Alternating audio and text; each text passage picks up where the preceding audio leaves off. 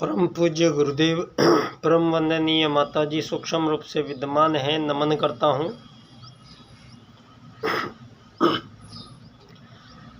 दोस्तों, आज विश्व में जो राजनीति है, इस राजनीति के कारण सारी दुनिया में एक ऐसे अंतिम परमाणु विश्व युद्ध की ओर दुनिया अग्रसर हो गई है जहाँ से लौट पाना मुश्किल दिखाई दे रहा है। और सारी दुनिया में एक अजीब सा वातावरण व्याप्त हो चला है और एक दूसरे से सब खून के प्यासे लोग दिखाई दे रहे हैं और मानवीय नरसंहार यहाँ प्रस्तुत होने जा रहा है। तो दोस्तों, ऐसे टाइम पर कुछ प्रश्न हैं जो मैं आज आम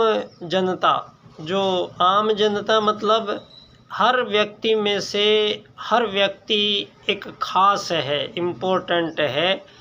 और एक व्यक्ति को धरती पर जो भी अधिकार है उसके हो सकते हैं, वो सारी धरती पे जितने भी मानव हैं उनके समान अधिकार होने चाहिए।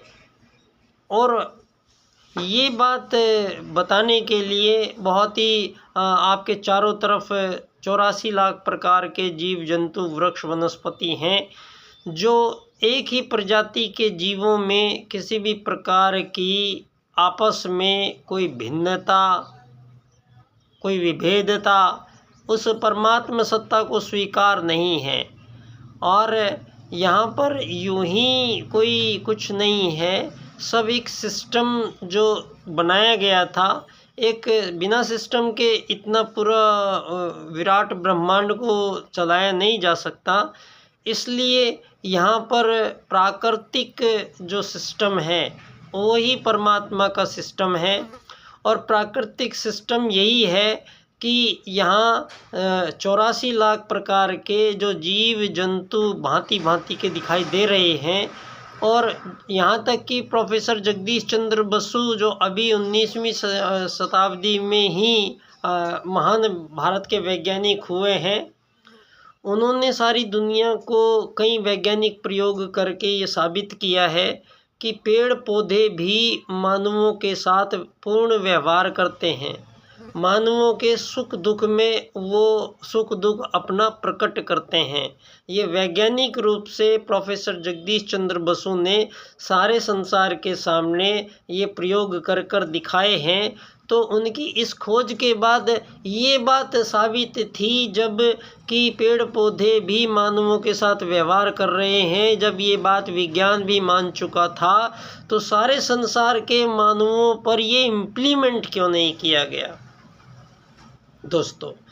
तो यहाँ पर जो नहीं आज तक किया गया है, षड्यंत्र पूर्वक मानवीय दुर्बुद्धि के कारण या हमारे कलयुगी प्रभाव के कारण, कालनेमी के कारण, जो यहाँ मानव तो मानव ही है, चाहे उनको आपने बाद में बोला कि ये दानव है, तो दानव और मानव साथ साथ जन्मे हैं, ये भी कहना बिल्कुल गलत है।